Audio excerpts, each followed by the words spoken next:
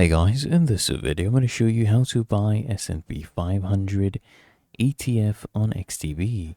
What I want you to do is actually go to XTB. Here I have my X station opened up.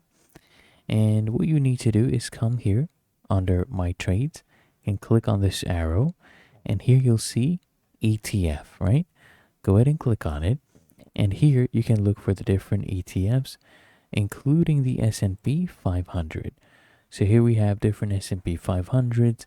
This one is the energy sector. This is the healthcare sector, whichever one you want. Now this one is S&P 500 itself. What I will do, I'll go ahead and increase the amount. This one is about 50 euros worth. And here you can click on this to see the information. Right now we are in the closed hours. Okay, it's not opened yet. But if you want to buy, you just go ahead and click on this buy icon. Okay, just click on buy. You can also do a stop or limit orders as well. This is market order.